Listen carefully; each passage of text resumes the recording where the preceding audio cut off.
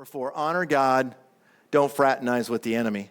It's so amazing as I read this chapter. I mean, here, Saul should have done everything to remove this witch. Instead, he promises to protect her. And, in the military, this would be you're aiding and abetting the enemy. How many of you remember the verse in James where it says, friendship with the world is enmity with God?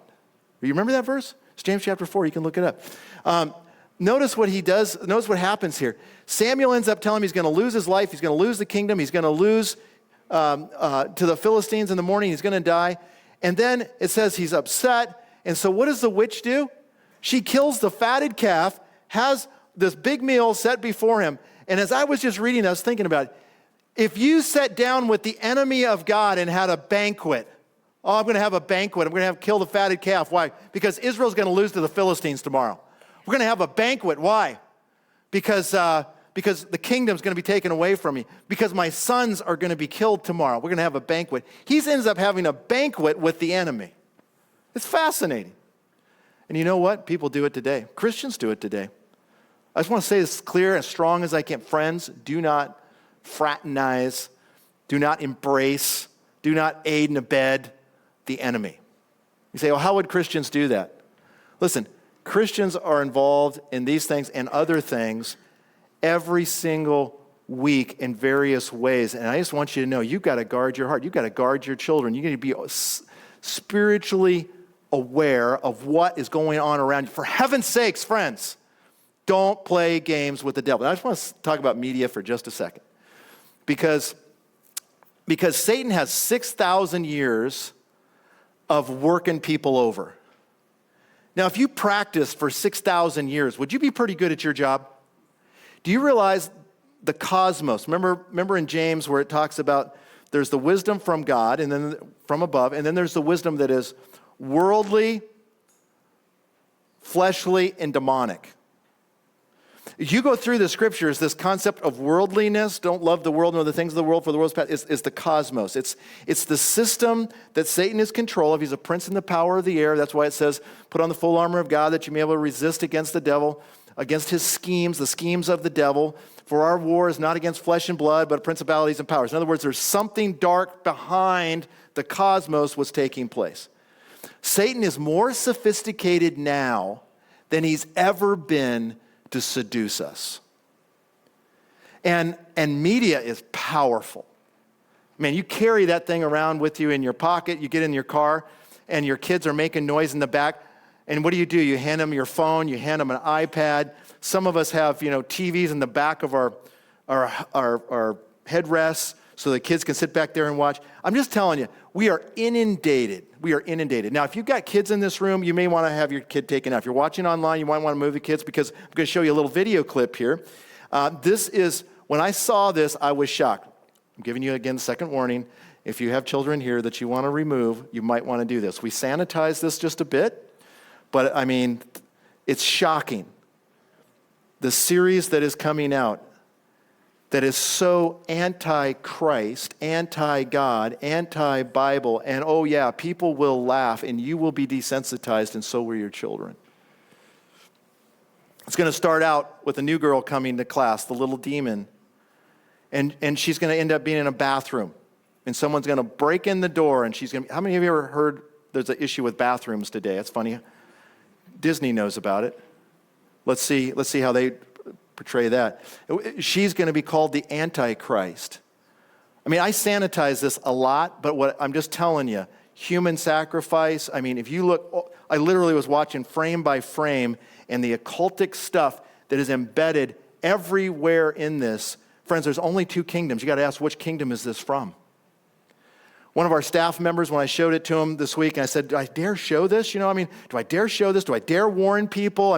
After all, and you know what they said? One of them said, we watch a certain network, and this has been playing over and over. I've seen it so many times, I'm actually desensitized to it. I'm just telling you, that's what happens. Don't play games with the devil. Just watch this. Who's that girl? Those shoes should come with a content warning. What a waste. New girl, say hi to the world.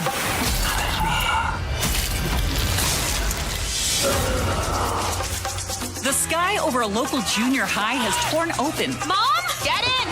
There's no more putting this off. Your dad is the devil, and you're the Antichrist.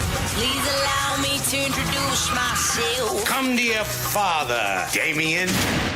Oh, you're a girl. The future is female. Where have you been my whole life? The metaphysical realm. It's not hell, but it's got the essentials. Hey, everybody, this is my daughter. Hey, I'm bad grandma. What do you make of this thing, biblical or the media? I like things the way they were. Get your hands off my daughter. Our daughter. Oh, great. My parents are here. I'm a chicken now. This party just got lame. If my parents ever show up to a party, murder me.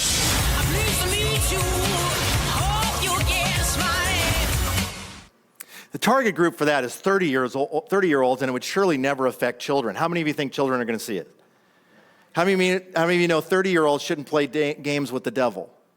I mean, friends, I'm just telling you, the Bible says this, don't give the devil an opportunity in Ephesians. Don't open the door. In fact, as you read through the scriptures, what do you find Christians doing? They don't flirt with the devil. One of the great illustrations of this is in Acts chapter 19. I hope you're looking at that passage because it describes there when the preaching of the gospel takes place in Ephesus. Ephesus was a very educated city. It had one of the greatest libraries in the world. You've seen the pictures of it. I've shared those with you. I've described to you the paganism and how Christians, when they trusted Christ, they were expelled from the marketplace, the agora, and how when people would walk into the agora, they had to participate in the cultic sacrifices and the alienation that came to them for following Jesus. But it says there, as the Apostle Paul was preaching the gospel, God did an amazing work in that city. And as people were coming to Christ, as the gospel was going out, as it was touching people's lives, look in verse 18.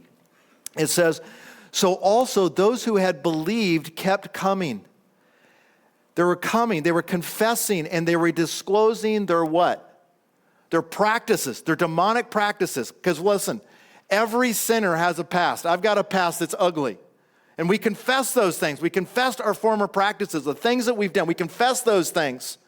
And notice it goes on, and it says in verse 19, it says, and many of those who practice magic brought the books together. This is the books of the dark arts. This is today it would be the Ouija boards and everything else, the tarot cards and everything that people gather around them.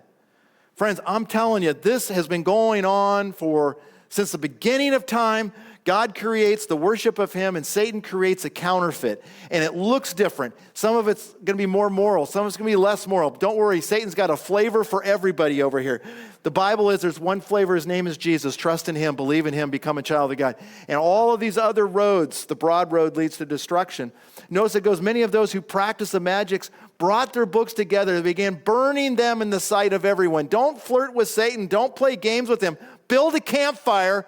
Burn the stuff. Get rid of it. You don't want it in your heart, your mind, your soul. You don't want it influencing your children. Build the fire and burn it. And it says, what? I have people say, but there's so much money there. Look, it says, and they found it was 50,000 pieces of silver. The way that the Greek construction of that is, it's beyond the calculation as to how many pounds of silver this is. It was so costly.